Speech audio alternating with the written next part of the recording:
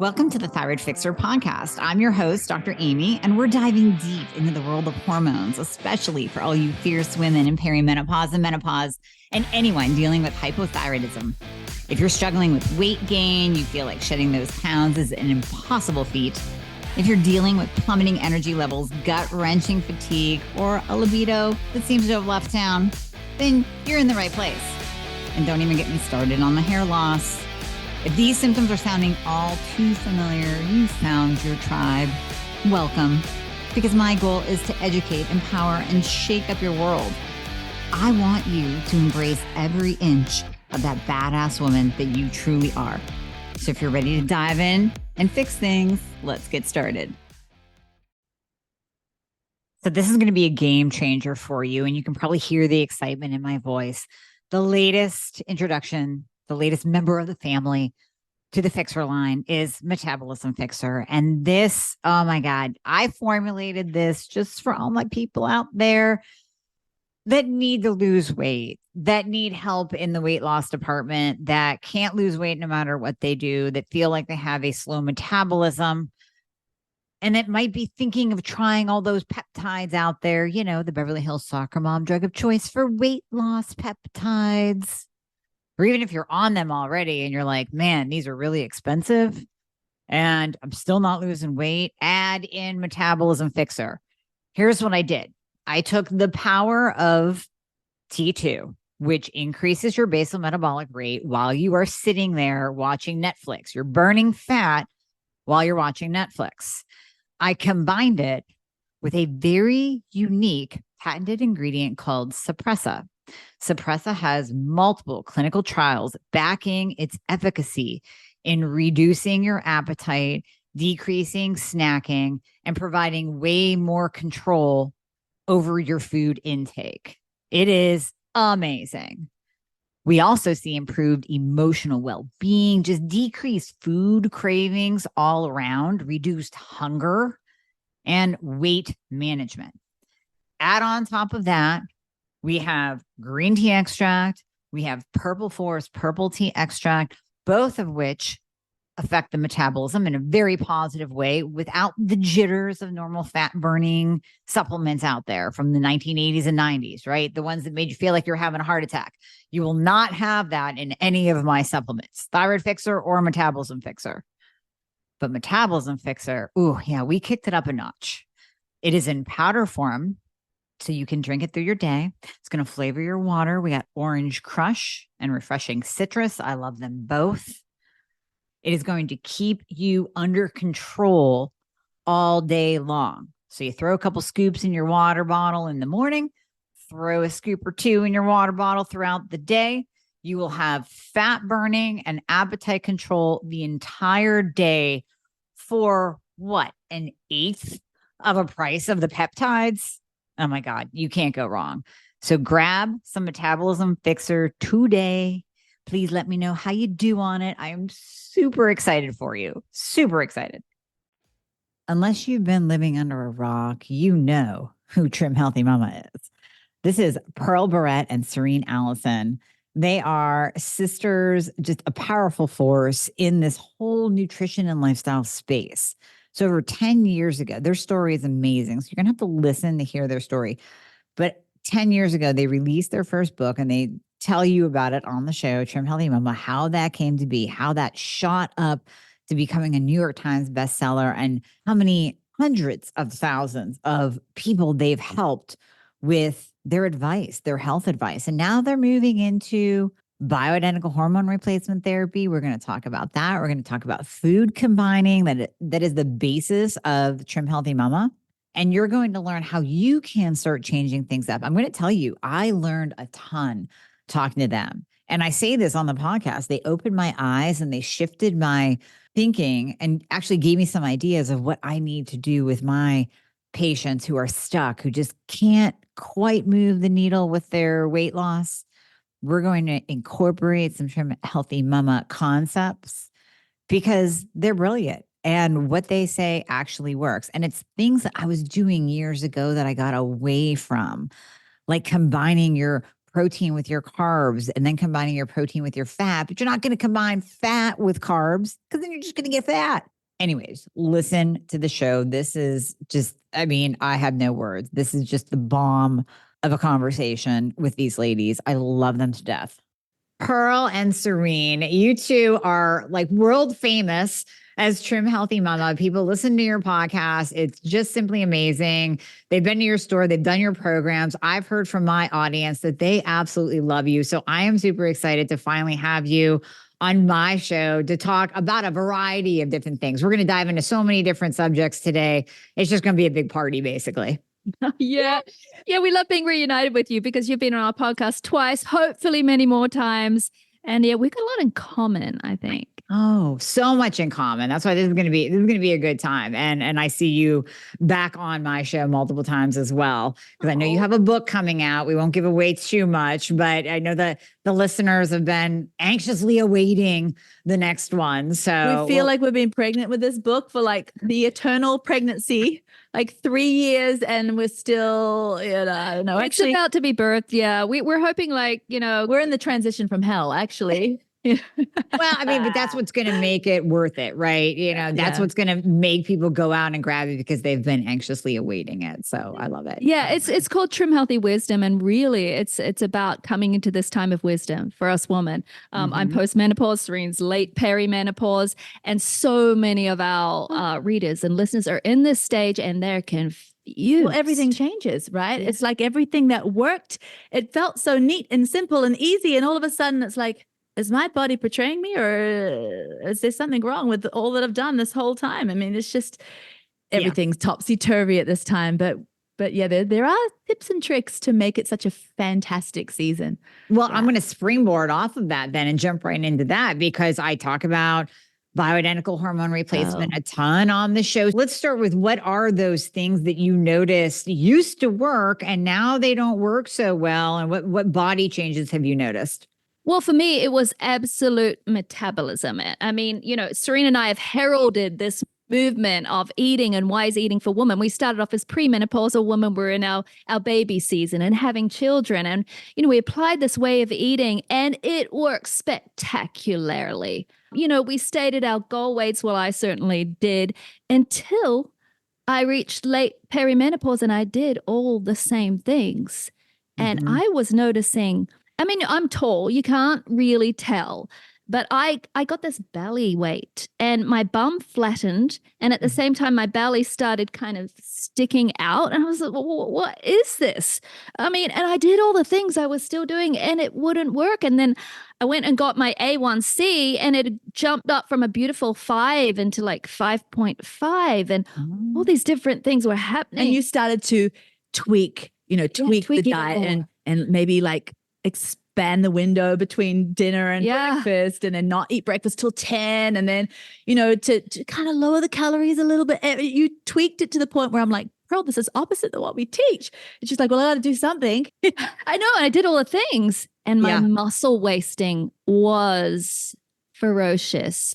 I said to Pearl, I'm like, Pearl, do you want to be one of those little wizened ladies upstairs, like with the small shoulders and the small arms? Yeah, because I was eating no calories. And I was also, and then my body was in this furious, fast pace, like shed your muscle. You don't have your testosterone anymore. You don't have your you don't have your anabolic hormones. So it was just wasting off me. And then I was getting a tummy, and I didn't see your tummy, but no, but I saw it. You know where you're your best. And I was like heralding this movement, and I thought, if I'm going through this, I mean, women, they need answers. And so it was digging deep, and it was finding them. And guess what? Finding them. And I'm thriving at 53 when I wasn't thriving at 49. And guess what happened? All my whole life, her being the big sister, she got to pull me down the stairs by my hair if I didn't clean our bedroom, because we shared a bedroom. And it was always awful with her being the big sister. But then all of a sudden it was brilliant, because she got to go through the hell first. Tell me about it, warn me. So I just jumped on bioidentical hormones before it all happened. There you go. So I just jumped on during peri. She's like, Serene, little sis, if I can tell you anything, don't go through what I went through. Like, get on the train now. Yeah. And did you avoid all those symptoms by jumping on in perimenopause? There you go. Yep. Yeah, she's on. She hasn't lost her muscle. She hasn't lost her metabolism. She hasn't gone through the brain fog and the absolute. I was terrified of my memory. I thought I had early onset dementia. I Mhm. couldn't remember anything. And that was the scariest thing for me, actually, because I have to be kind of on, Yeah. and I wasn't on. So eventually I thought, but I was the natural kind, right? We're natural and we're country. So I was like, I want to do this naturally first. I want to try and get through this time without putting hormones into my body. Weird. I Because know. our first book decades ago, like over a decade ago, Pearl wrote all the stuff about bioidentical hormones in it because she was a little bit of a nerd. All she used to do as her hobby, whenever she got free time, she would just study about, bioidentical hormones. She would lurk on like groups as different liaison names and like be just trying to get. Yeah, but when it came to the time of it, I was scared of breast cancer. Yeah. I had this fear. I'm like, because you had the fibrocystic breast. I had fibrocystic breast. I was always in breast pain, and I was like, I don't think I should do it to myself. I think I'm high risk. I'm high risk for breast cancer with all these lumpy breasts.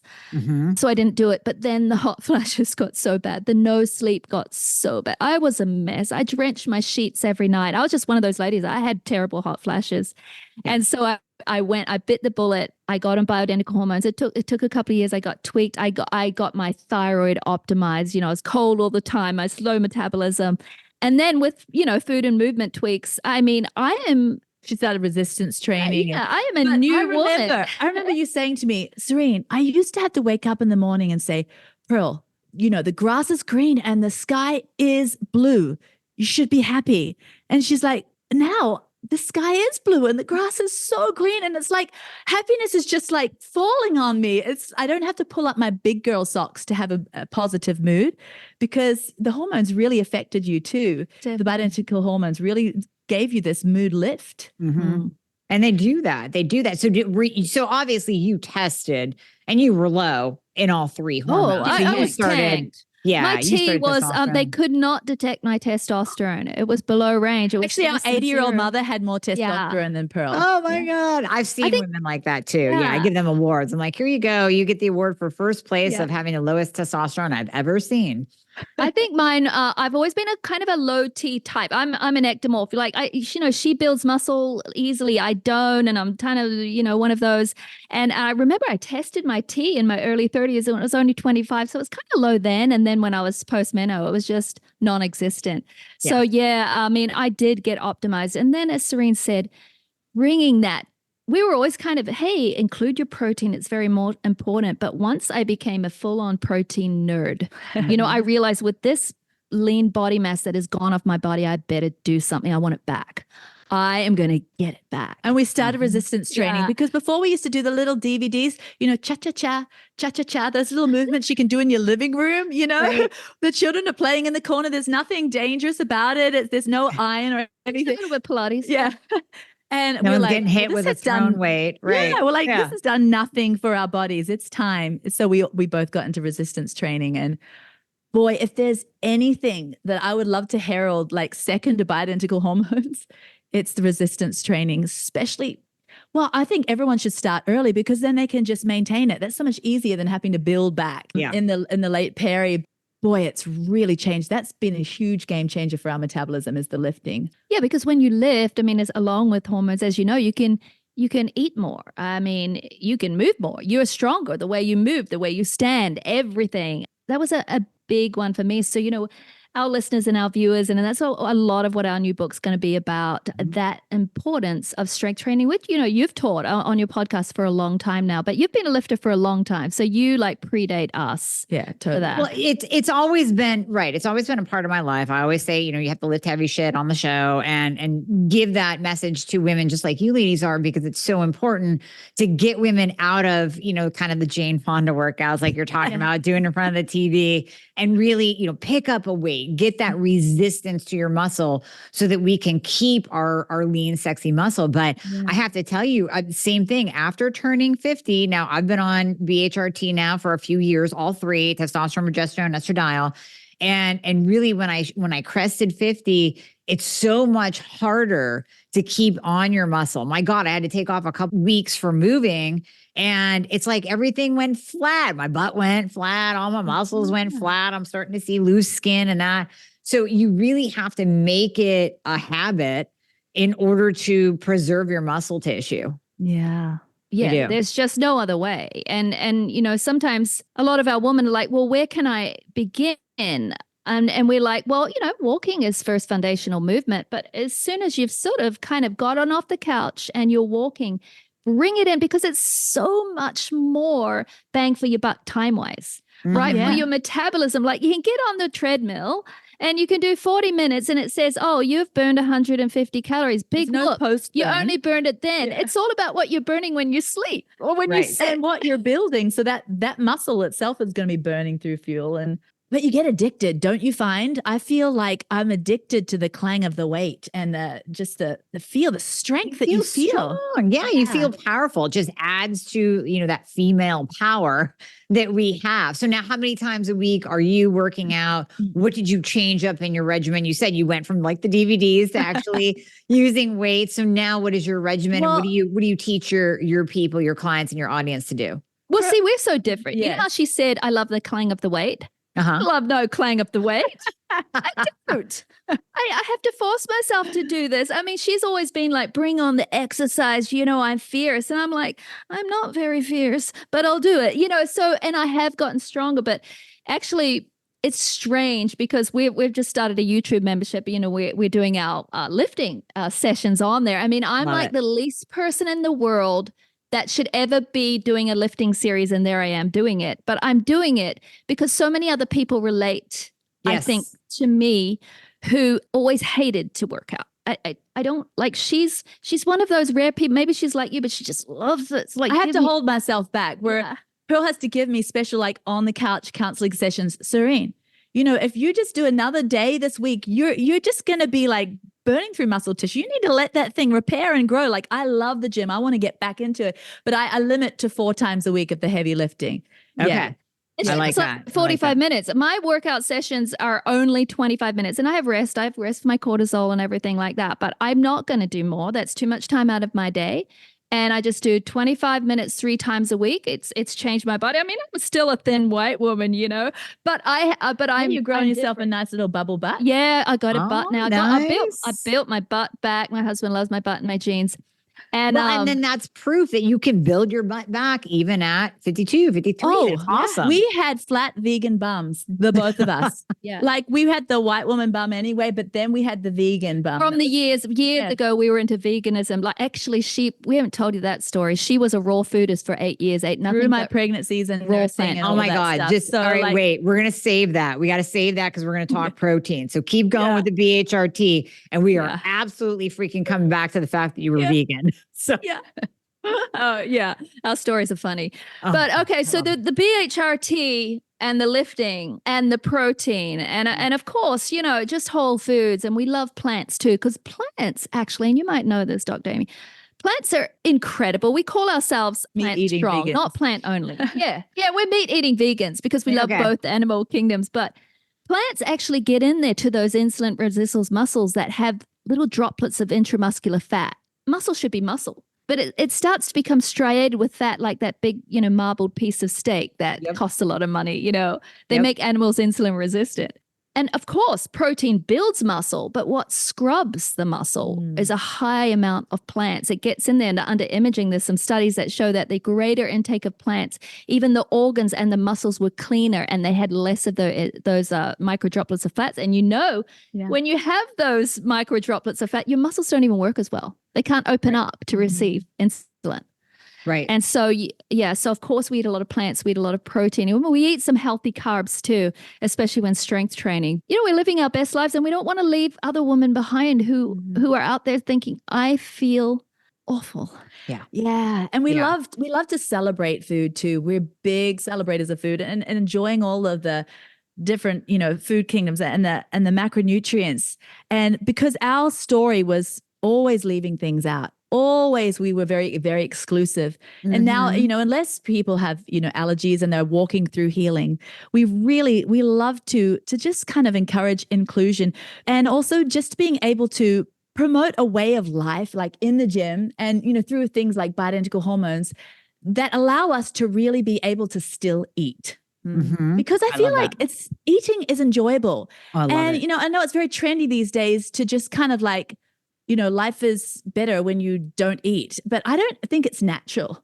Like, I No. don't think it goes with the instinct of humanity and just with social occasions and getting together with people. It's so much better when there's food involved. So It we're is. so excited now that we have this lifestyle that supports the fact that we can eat. We don't have to be calorie counting. Absolutely. We love that. Well, that's why I love you ladies, because you do incorporate life. You enjoy life, you enjoy food, you incorporate everything now. And I really think that that's the message that we have to give to women is don't go down these fad diet pathways. Don't, and I'm going to ask your opinion on intermittent fasting too, but it drives me nuts when a woman comes in and she's doing an OMAD or, 20-hour fast or a fast 3 days a week.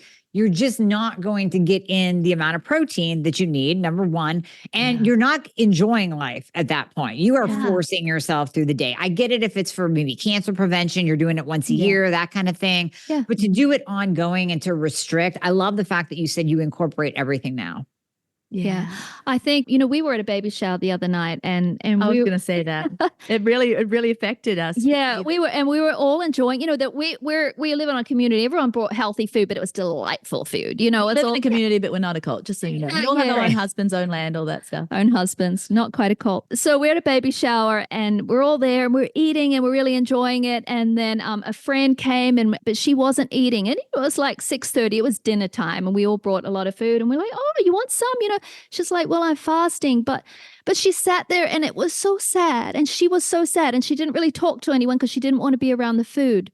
And the energy wasn't the same. No. Because it's just not. And so there was definitely, you pull yourself out of society. But I understand sometimes women, especially when they get to our age They're group, desperate. they're desperate. There's nothing, it's what they turn to because nothing else has worked. And that's there. And at first it does, it pulls some weight down, but the term being weight, not necessarily fat. They did some studies and what they found, and we put these in our book, was that intermittent fasting, usually when you reduce calories or go on a diet, there's about one third of what you lose is lean body mass. But this was over half. Over half of what was lost in the intermittent fasting study done was lean body mass. And that's so brutal for your metabolism. And usually when people are starting to get so desperate and starting to try out the intermittent fasting is when they're closer to menopause or they're in menopause, because that's when they struggle with their metabolism being even more broken.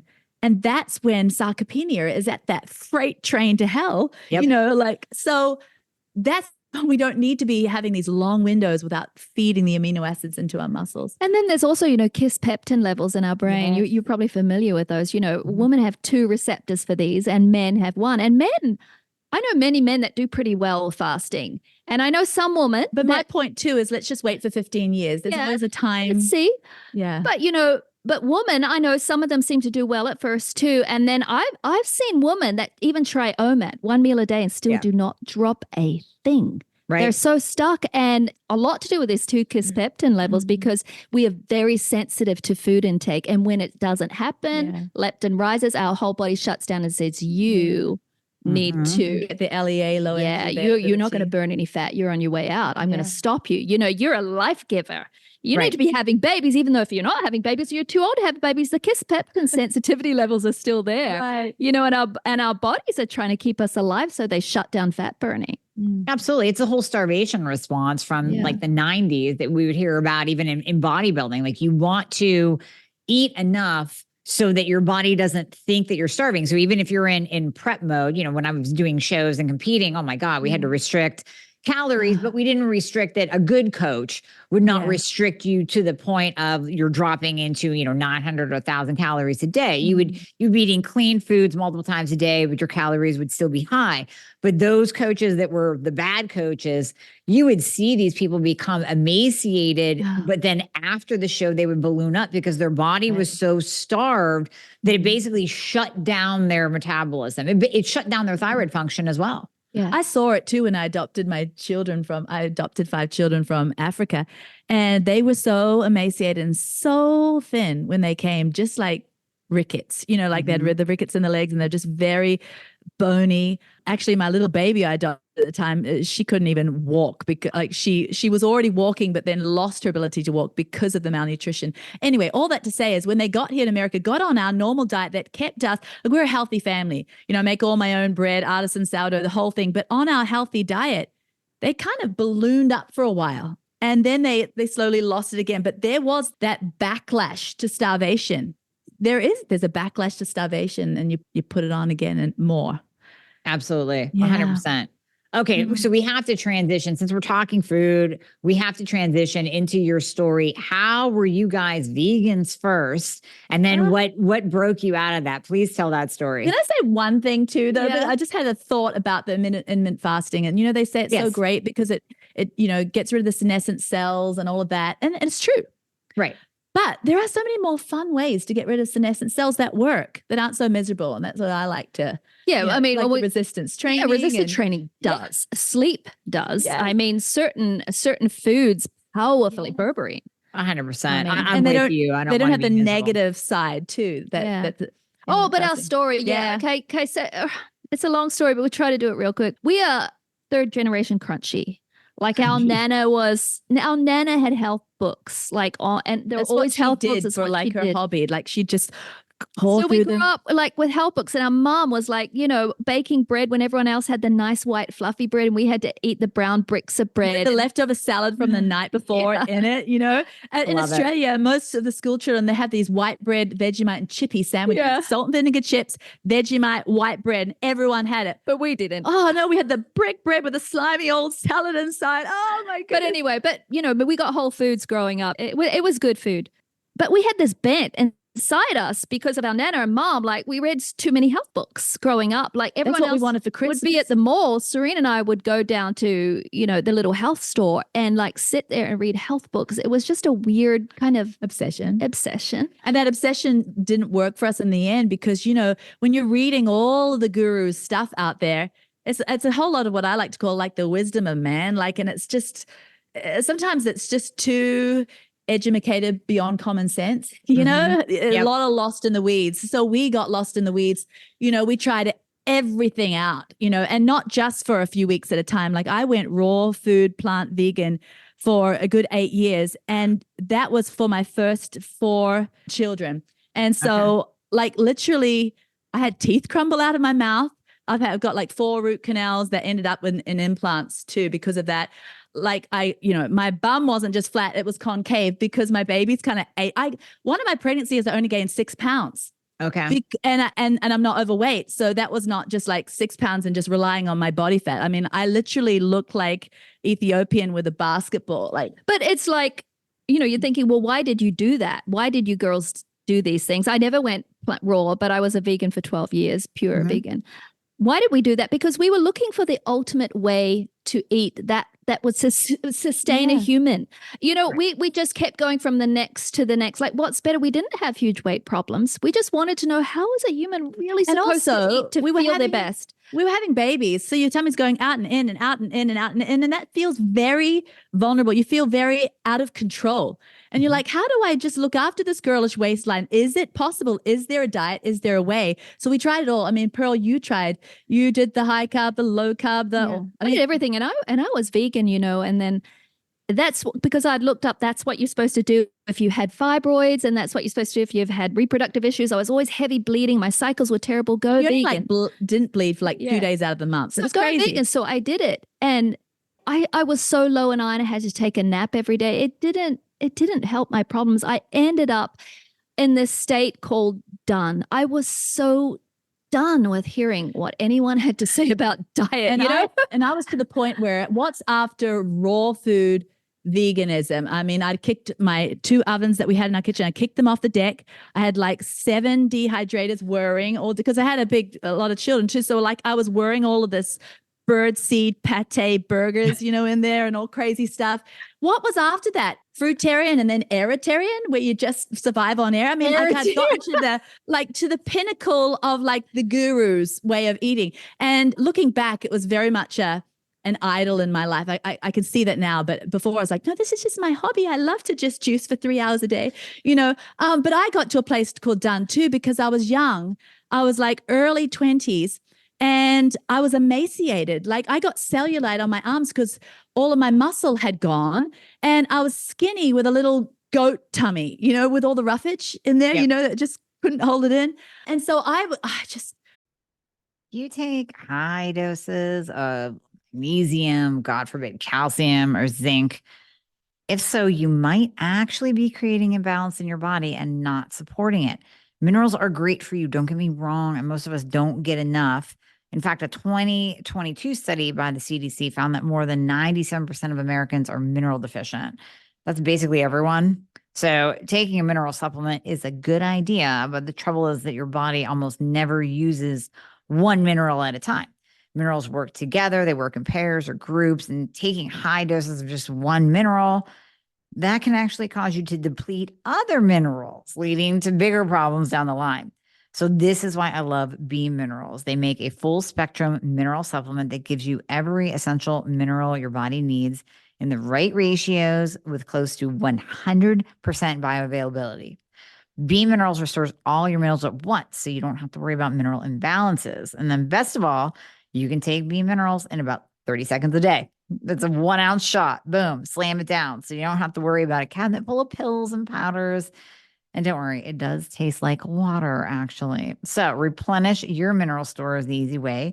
Head to www.beamminerals, BEAMMINERALS.com and use the code Dr. Amy for 20% off your first order.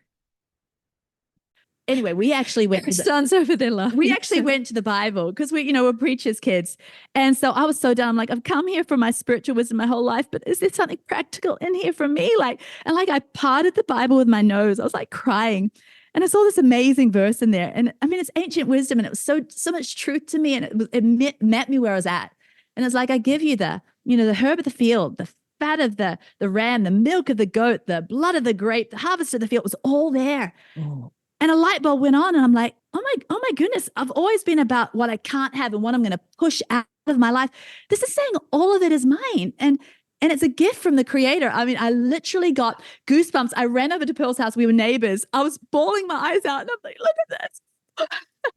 And from that moment, we're like, that's it. No more exclusion. So we added it all back in and we got fat. And then you take from there.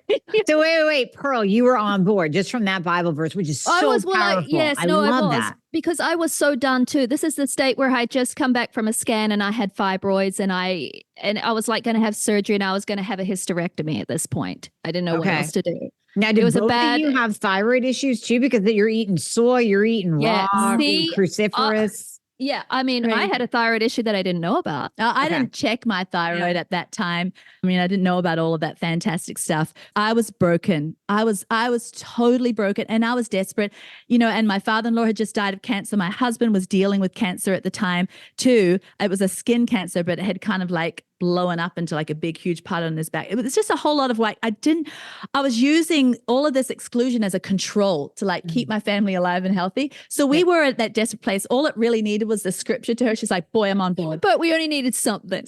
So we decided, let's bring it all back in. So we did that. You remember that book? I don't know if you're familiar with it, Nourishing Traditions by Sally Fallon. Mm-hmm. Okay. All the food groups go back in. It's all about primal eating, kind of like the ancient way of all the different. It's very whole foods eating, but like of times of yore. So you ferment your grains and, you include all your good fats and you put them all the grass-fed meats. But what you do is you put them all together.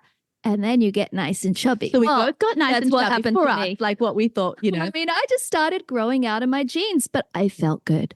Okay. I didn't have to have a nap in the afternoon. My iron levels were probably coming up. I was eating red meat I hadn't eaten red meat in 12 years. Right. I needed to gain the weight. So I was starting to look She was looking better. I was starting to look worse.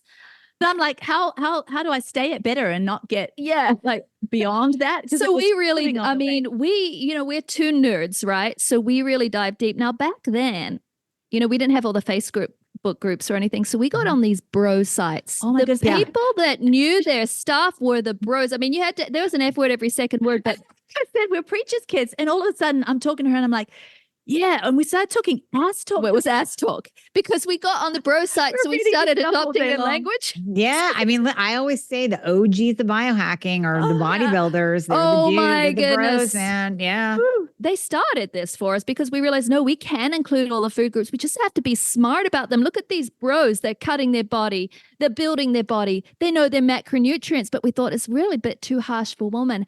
How can we do this in a way that works for women? Mm-hmm. And so we started to experiment with our own bodies. And so, it's not really food combining, but when we had fats, it's really quite simple. We just lower the carbs a bit and kind of make fats a celebration. We always anchored everything around protein. Protein. and veggies. That was like the little hinge in the seesaw. And then when we had the gentle carbs, because we didn't want to spike our carbs. So whenever we had the gentle carbs, then we pulled, the fats down. To And just that's all it was. And but we my never had goodness. naked carbs. We always No. had that little bit, like a teaspoon of And healthy always fat. well grounded in protein, not as protein nerdy as we are now, but we always said, well, let's put some protein in there. We didn't even count. We didn't know, but we just said protein. Okay. Yep. Oh my goodness, it worked. I got down to this healthy weight. I felt good. We never thought we'd write a book. And then we had a crossover meal, which is like Yeah. everything but very balanced, so you're not spiking your carbs, you're balancing around protein, but you're having that healthy fat, and that's kind of your maintenance. Yeah, we were just meal. like, we started to understand insulin and how it plays in and blood glucose and all that, what foods do what. And so, so people we're blabbermouths, obviously. And so we started talking to friends, family. We'd get phone calls all day long, like, Pearl and Serene, you're like, you did so, please can you help me? So we'd have people over to our house and we'd write it down on like paper plates, or Right. we'd write down this we're plan. dicks, we're dorks. And we got so sick of it. We got calls from people we didn't even know. Like, people started hearing about this and we thought, okay. So we were homeschooling our Yeah. billion children between the two of us, And so in the summers, we're like, we're going to write this book. And it ended up being over 600 pages long. And our mother, who, she's published books before, she's like, this is ridiculous. It will never sell. You have to make 3 books out of this.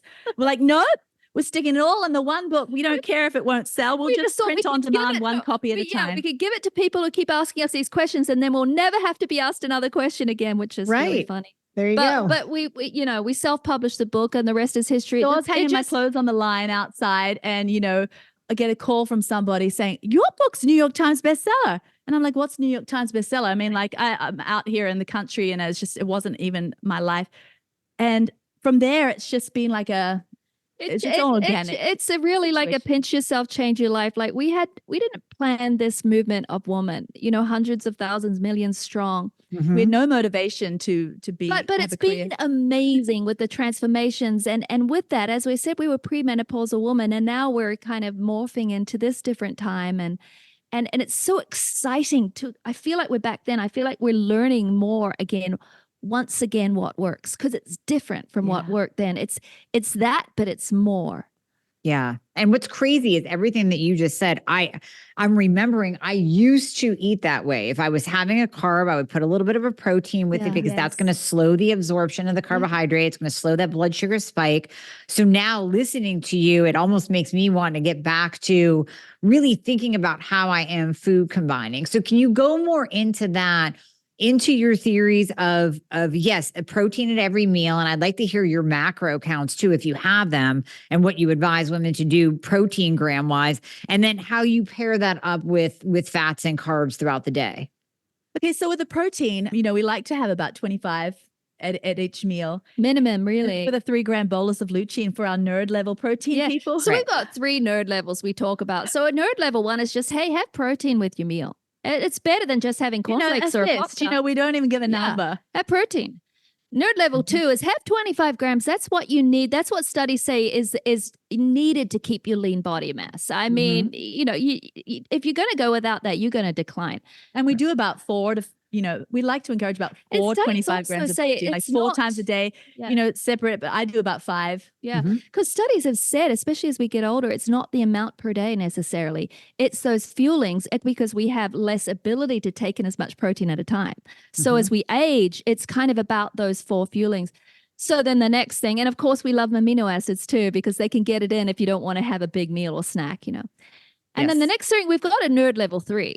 Okay. And that is not just your grams of protein, but what are the amino acids that you're Right. getting in there? Are you getting your lutein, which is your muscle boss? And all of those supporting essential amino acids, that are the minions, that kind of grow the muscle tissue, and lutein is that. Really, we're foreman. 2 to 3 gram lutein people at a meal and a snack. Why? Because it's what happened to us when we're vegans. Vegetarian foods are fantastic, but they're terrible at You building eat muscle. protein. Maybe it has 25 grams of protein, but the lutein is in the toilet. Yeah. Right. Or if it is, it's not as, if it's up a bit, it's not as bioavailable. And so we weren't getting that muscle synthesizing trigger at the meal. Yeah, so we still love lentils and beans, but they're really not going to fuel your muscle, especially at our age. I mean, as well as like your meat proteins and things like that. So you would count those as a carb, right? You would count lentils and beans as a carb, not a protein. More so. Right. So, yeah. So Great you gentle you carbs. want to talk about our meals. They're so basic. We kind of have 3 main meals, and our S meal is our fats meal. And basically that's what S standing for satisfying. and that's kind of what the modern world of keto is. However, we're a bit more protein orientated and a little less fat heavy. So you celebrate your fat And more plant focused. Yeah, if it's half an avocado of your fat, or if it's some coconut oil, or if it's the fat in your meat, if it's nuts or seeds or nut butter, that's fantastic. But then if you pile a bunch of carbs in there at the same time, there's 2 fuels for you to burn. And if Your body will always burn glucose first. yeah. And so then that fat might just sit there, which is supposed to be temporary in your fat stores, but it stays a permanent resident for so many of us. But if you can just dig into that fat first, and you've got your protein, of course, then you can burn it. And so that's our S meal. And we just call it S meal because fats are so satisfying. Yeah. And then we have the E meal, and that stands for energizing. And we like to, always do the gentle burning carbs. And of course, we have that protein, like you said, anchoring the gentle carb and making sure that blood sugar doesn't spike. And we don't like to have a naked carb. So we have about a teaspoon, 5 grams of fat, or under a teaspoon of teaspoon. Some can do healthy 2 fat. teaspoons. It depends upon who you are. Some do well with that. But we don't like pile copious amounts of pour the oil or butter on in that meal. Or there's 2 main macronutrients your body's like, I can't. Well, we don't, but then we do. We don't when we want to lose weight. Yeah. But then we're living on crossovers now because we're in the gym. And a crossover is, I mean, we just got to keep the weight on now. So a crossover is a merging of those 2. So you never want to spike your blood sugar. You never want to have a meal without protein. You want to just be wise about your carbs, wise about your fats, but put them together because that's a beautiful thing. Whole grain, if you could do, I know, so many people have to be gluten free, but you could do, rice and butter, or rice and avocado. Those are your fats, those are your carbs. And then you've got your chicken breast for your protein. So that's a beautiful meal too.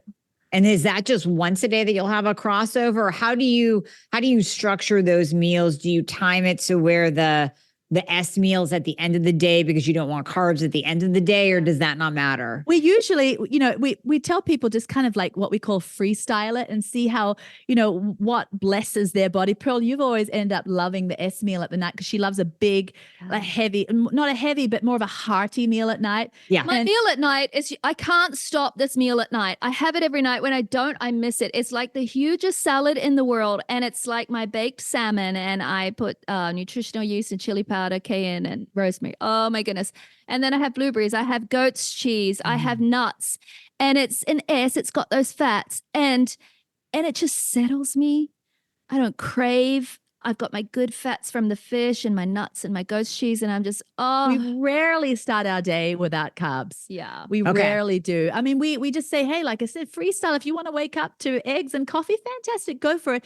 But we like to think, when the sun is shining and up, it's almost like the harvest is ripe in the field, and you're kind of telling your body, hey, burn, And so we really feel it, and we've noticed it in our woman, and we've noticed it in ourselves too, that carbohydrates really do rev your metabolism. Well, the gentle ones. I discovered when I went through my own menopause transition was, as we get into peri and postmenopause, our estrogen drops. Estrogen is such a big heavy hitter of a stress hormone.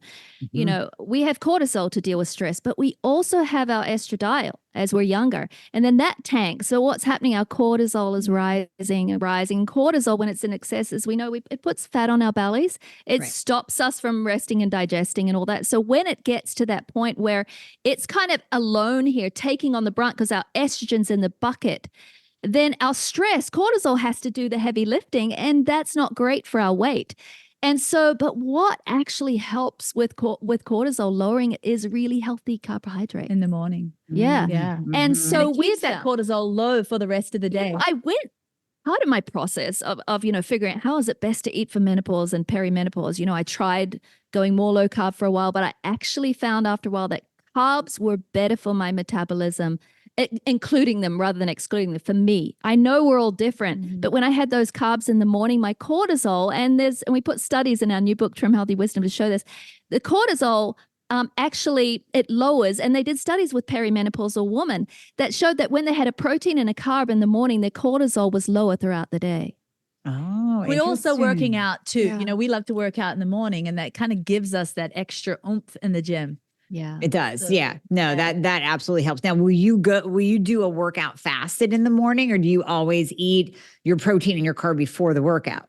Oh, so if I have to, like I usually, we were talking, prior to this potty, and we were just saying how, we like to ease into the day and maybe start getting into the gym around 8:39. Yeah. I don't usually like to be one of those 4:30 people. Right. But sometimes if I've got a flight to catch, or we just have a day just with chock full with meetings, I'm like, I just don't want to be sitting under like fluorescent lights and sitting in my bum's being kind of part of the chair. I will have a workout in. So I'll wake up at that early, unheard of hour, and I'll work out, and then I won't be wanting a big breakfast. So I'll do the essential amino acids. I'll do that, and then just like a little piece of juicy fruit where it's all, the carbohydrates getting right into my I bloodstream. don't know. I'm open. My body can't do a fasted workout. I just know I don't know. I need that. I'll have a little bit of honey or a little bit of fruit and essential amino acids for fasted. I know some people say do fasted to burn into the fat, but for me, it doesn't work. And especially as my hormones tanked. Now they're optimized, but even now I feel better when I give my body something to say, you're okay,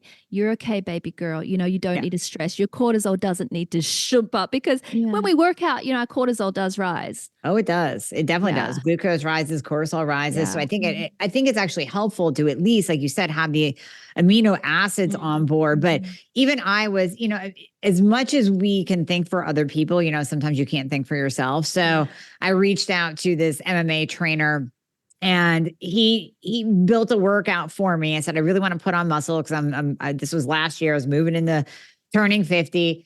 And he said, well, what do you eat afterwards? I'm like, I usually do a protein shake and then some type of carbohydrate. He's like, why are you not doing protein before your workout? You figure you go to the gym, you break down your muscle, and now by the time you get home, take the shake in, it gets digested.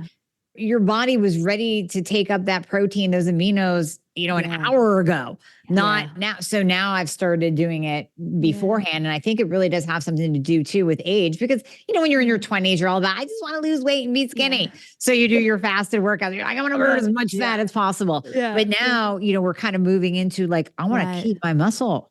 Right. And I feel like it's more of the mindset these days. Well, hopefully I feel like it's getting to be more where it's not about being so skinny as much as it's about being strong. And there's this new kind of like message about it's the new sexy is the strong. It is. And I really feel because I had my past was kind of the wasted, emaciated vegan. I really love the fact that I kind of doing this whole resistance training, not to be skinny, but to get some shape, and to get some strength. And so I love to do protein before and protein afterwards. I do it right before, right after. No, I think it's so genetic too. Like our tenants, like she's more of a mesomorph, I'm more of an ectomorph. I will never look like an Amazon woman, but I have built my bottom back, and I have, I'm so much stronger than I was. I don't have the belly fat. Interestingly, as I grew my glutes, my belly fat went away. Isn't that nice? fascinating? You push it all back. And so that's right. That's right. So I think genetic. Now some people just grow muscle like breathing air. I mean, I'm not like that, but I'm not genetically blessed like that. But some people are, and they may be thinking, you're saying emaciated vegan, I'm vegan and I'm not emaciated. So some people are just genetically blessed, and they're kind of, they don't have the problems that we've experienced. Right. But that's few and far between. That's few and far. Yeah. So no, I'm loving this. I'm sucking this up because I'm actually thinking of some patients that I have that they're just stuck. So let me ask you, if you have a woman that does have insulin resistance and you know it, you see it on her labs, A1C is elevated, insulin's through the roof, will you change up anything? Will you still allow her to do the carb and protein meals? Maybe will you reduce it to one a day? Do you change anything with that? Well, I think at first, when they do carb meals, we say sometimes it needs to be a pullback carb, because if you're so insulin resistant, you can't do, 3/4 a cup of brown rice, you're going to spike. Maybe you have to do that 1/3 to a half because you're not ready. But or maybe it's just lentils that you can have. Maybe you can just do beans. They're gentler. Maybe you can't do, the mango, but you can do a green apple, but there's always a carb that you can have to help lower your cortisol. And we also do little shots before, maybe it's like an apple cider ACV shot or anything sour, that just right before the, that really or makes a little bit of whey sometimes, like a shot half an hour before a carbohydrate meal can really help the postprandial blood glucose. I mean, definitely. But, but I think the goal is not necessarily to always think less carbs and more over time. I think the goal is to build that lean body mass so that we can, have those good carbohydrates in time. It might be a journey, but I think insulin resistance, what they're finding, the latest studies, is sometimes that constant keto or constant low carb form causes a form of insulin resistance. They're calling it evolutionary insulin resistance. I call it a bit more like just a physiological insulin resistance where you're not giving your body carbs. It's like not using your legs when you're in a wheelchair for a while. It doesn't work as much. And then when you do, because it's not sustainable to always be off of carbs in the world. And so then if you do even have like, I'm just going to have a little sweet potato fries or a little sweet potato, then your body treats it like a donut. Because it's just like, oh my goodness, I'm just not even used to this. It's a freak out. And so then it causes more of a spike than you'd regularly want. And so we actually think, sometimes the keto sometimes can be just kind of a Band-Aid. The problem's never really fixed. The problem's never really addressed. It's just kind of on hold. Because numbers do go down. Like you'll see if you do low carb, and we've done this. I mean, ourselves, this is all try and error, and with thousands of women kind of watching what they do. If you do low carb for a while, your A1C will come down. Your insulin, if they're high, it usually will come down. Sometimes then it can go back up if you're too low carb for a long time. I don't know if you've seen that. Have you seen that? I have seen that. I've definitely seen that. And we were talking a little bit off air before we started in that, people always think that I just do keto with everyone because I've spoken at KetoCon and I've talked about low carb diets on the podcast, but actually I built a course called Keto for the Week specifically for women who maybe they want to try low carb, but by no means do I want them to be low carb forever. You have to come up out of it on the weekends. But I'm actually really loving how you guys are talking about the food combining. And I'm going to push more of my patients that are stuck all my patients toward eating your way and getting your book, because I'm my wheels are turning. I'm really starting to think like that might be that key, because, women go into it. And even though you tell them to come up out of it once a week, they either go overboard and treat it as a cheat day and they're eating, a full pizza and ice cream and all that. Or they go, no, you know what? I'm too scared. I'm too scared to eat carbs. I'm just going to stay low carb. And that's what's happened even in our program. We'll have people do our program, but only the S meals. So they're not really doing the program because they get afraid. They get afraid of the carbohydrates and they feel in control with the S meal. But then when they put in the energizing meal, they feel a little bit out of control. Naughty. And it can make them also have a little more hunger. Yeah. And then maybe a little uptick on the scale, but it's water, getting into their muscle tissue. And so it can be a little scary. When we process and we do things with it, with the fats way, it's a source of energy for sure, but it is a slower source of energy than carbs, which are faster. Our body prefers glucose and it will always use it at first, then it will dig in and get the fats. Right. But it's interesting. Sometimes if you do it for a long time, your metabolism also becomes slow to match the slower way of getting energy. That's what we found. We found a lot of our people that just stick to the low carb. Then in the end, they have to go to intermittent fasting. Before intermittent fasting, they have to lower calorie, the low carb. Because at first it's like, oh, I can have the steak and the cheese and, I can have chicken wings. Yeah, all of the fat. And then after a while, we see them morph into, low calorie, low carbing. Then after low calorie, low carbing, they go into intermittent fasting. After intermittent fasting, they have to extend the window of intermittent fasting. And then they go to OMAD. And then they watch this progression. It doesn't work. And it's like a 32-hour one. And you can go on the groups. I lurk on groups. Okay. It's my thing. All the different ways of eating. I love to lurk under a pseudonym. But, I'll see people like, hey, it's been 48 hours now. I'm dropping my fast to 48 hours. Nothing's happening, but their body's shut down. I mean, it's brutal. I'm not saying there's not a place for fasting. I'm just saying, especially when we get into these seasons, we need to be wise and we need to be careful. Well, and ironically, kind of coming back to the statement that you said before about literally their body shutting down, going into starvation, Dr. Jason Fung, who used to speak ad nauseum about intermittent fasting and low carb eating. I haven't heard him for a while, but he gave one talk where I actually remember the studies that he referenced. And one of them was when they looked at men, they took a group of men and they called this actually a very low carb diet. It was the VLCD, or very low calorie diet. I'm sorry. And they were giving the men around 1,580 calories, which is, I mean, to me, moderate. It's not super low, but I guess for a 220-pound male, that'd be low. It was low enough in calories that these men actually started having cravings for donuts and fried food and sugar because they were going into starvation mode. Their body was screaming at them like, please bring your blood sugar back up. This is too low. And then another study that a gentleman did, he had to do it on prisoners. I guess he wanted to do it at a college, but he couldn't get the kids to eat enough, which is crazy. So he goes into a prison and he feeds these prisoners 10,000 calories a day. And what he found over time is that their bodies adapted. A couple of them gained weight, but most of them would like gain a little bit and then lose it because their bodies became adapted to burning 10,000 calories a day. So both of those speak to your point of if you OMAD, if you overfast, if you restrict, if you over low carb it, if you go carnivore, your body may shut down and literally lower the amount of calories that it can burn in a day ongoing. Yeah, it will. And what's interesting about insulin, and you probably know this, and for a while it was kind of the big rage, especially with fasting, to keep insulin low. We don't want insulin.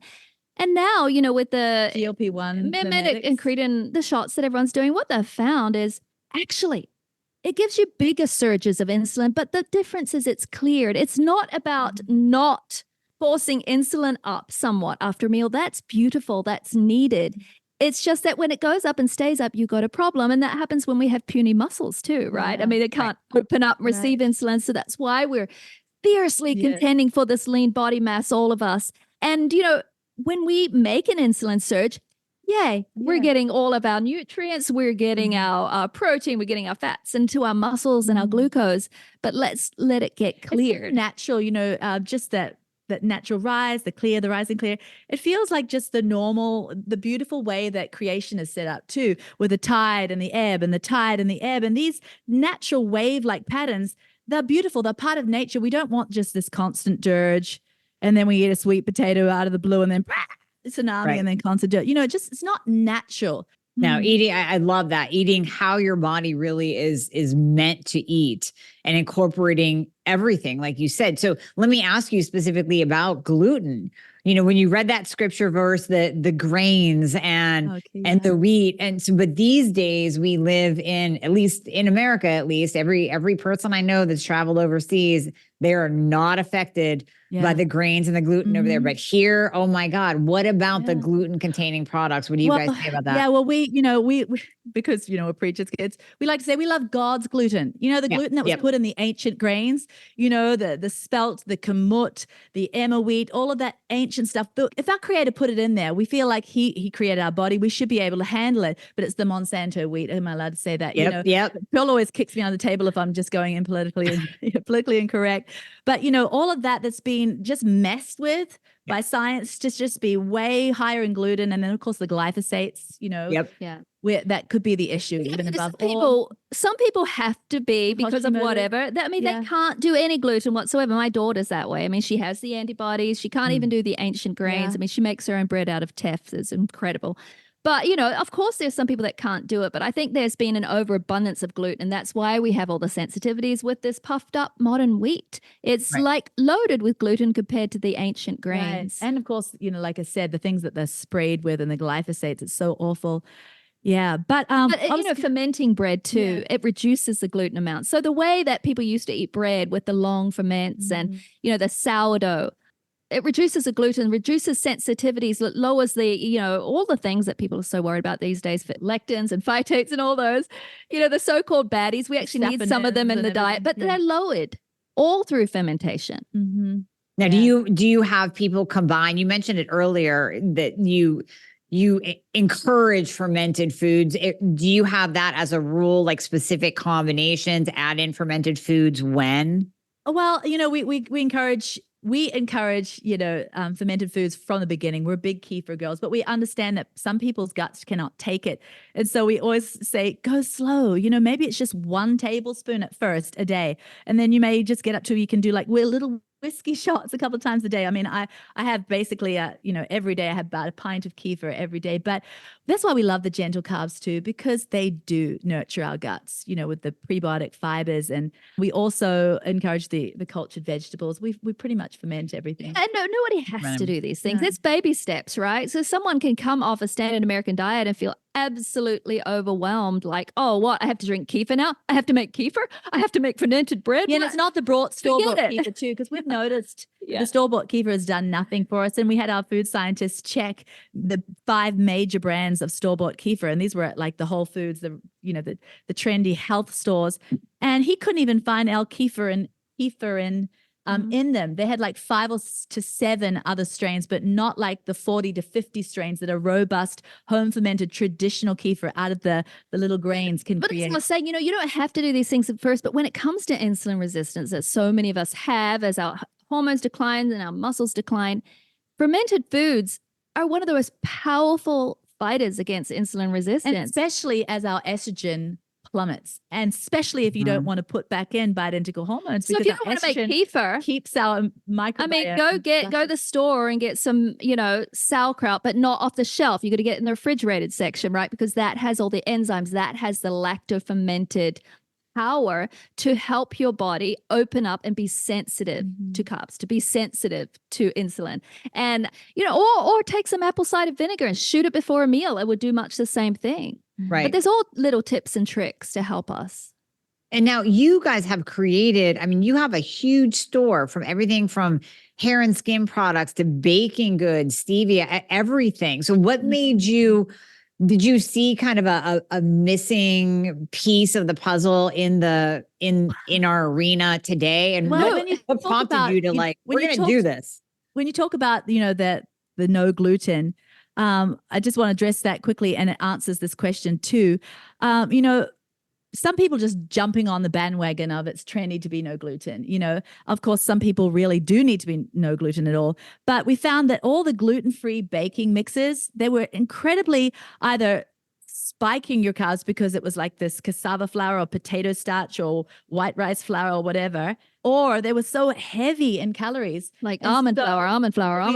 We created this whole baking line basically to help people who needed to be gluten-free be able to make gluten-free breads, gluten-free cakes and muffins and whatever, and it be something that wasn't abusive to their really system. What happened, we never set out to do any of this, honestly. Remember how we said, like, we made that book and we didn't know what was going to happen to it. So in there, we said, instead of like sugar or honey, use stevia. And we mentioned a brand because we didn't think we'd have a company. Right. So all our readers went and bought them out like it was a flood, and like that company couldn't get more in because like it was all gone. And back then there was stevia. They actually changed their sauce too. Yeah, they had to add an additional sauce. So they got a new and sauce. Then they were making all our recipes, and they're like, "Oh my goodness, it tastes like kerosene." This and or kerosene, and like I can't make my brownies anymore, Pearl and Serene. So they said, "Please get us a stevia." So that we were just responding to the need.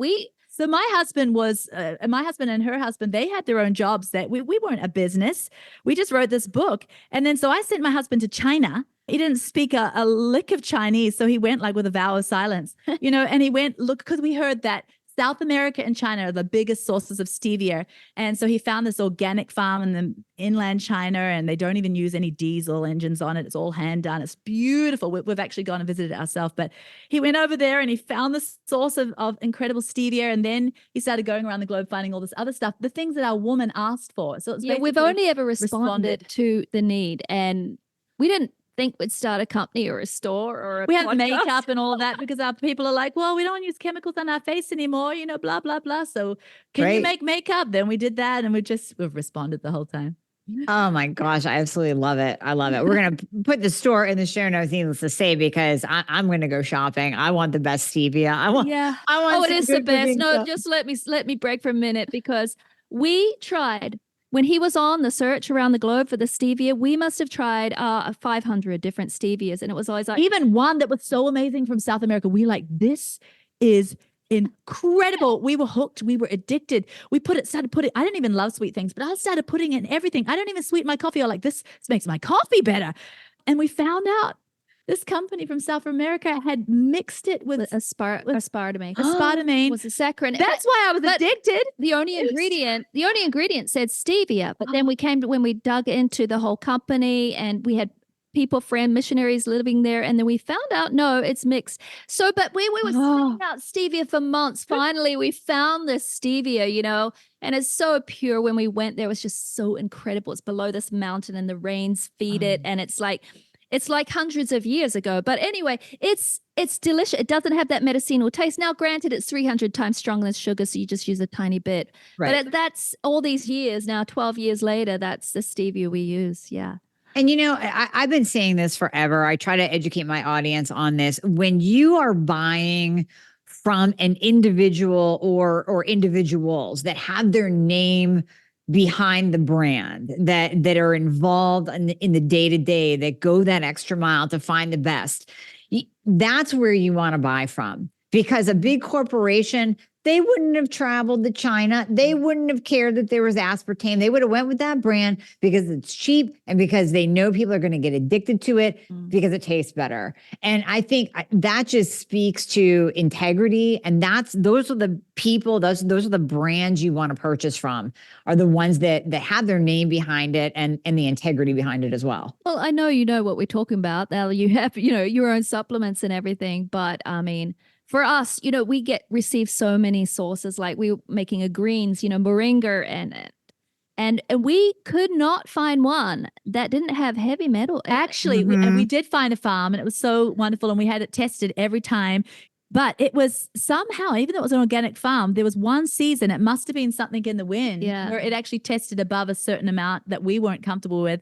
And even though we'd had it all in our bags, all printed and everything, we just chucked it. We wouldn't sell them. And so, it's a big thing in the supplement industry. There are heavy metals in there, and please write to your company and find out what's in there, because it's a real thing. It's very real. It's very real. And even though we don't ever want the FDA putting their sticky fingers into the supplement industry, the bottom line is what you see on the label is not always what's in it. Right. So just even buying from a reputable source, buying from an individually owned company, a family owned company, that's the way to go. It just is. That's my these are the things we public service our announcement children and our grandchildren. And yeah. We're not going to do anything unless we're doing it and it's in our own cupboards. We're not going to do it. Right. Yeah.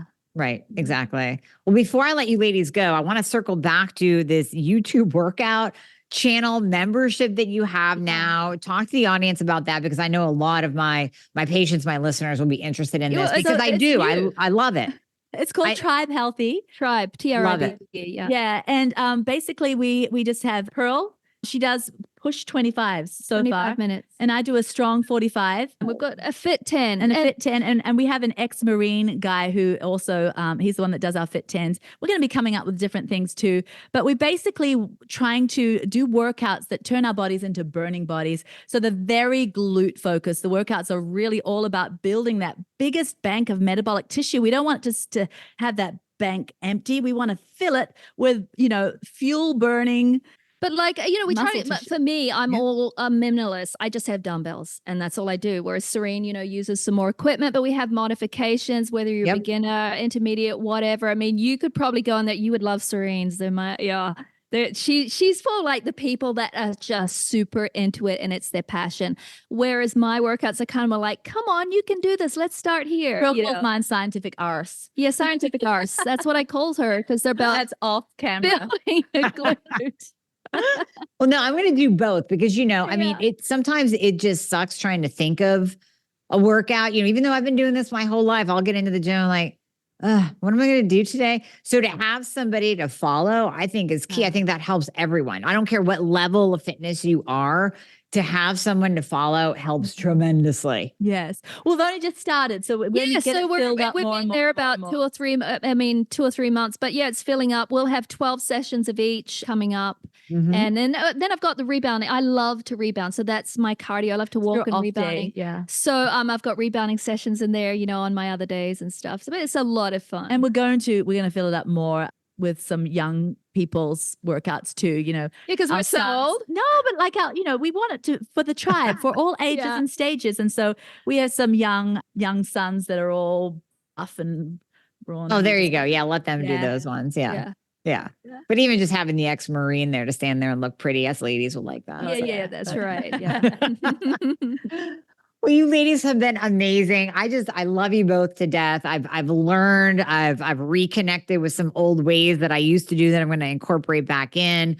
I'm going to send so many people to your program. So can you tell people where they can find you? We're going to link it in the show notes as well. But even someone that wants to go through your programs, do you have those ongoing as well?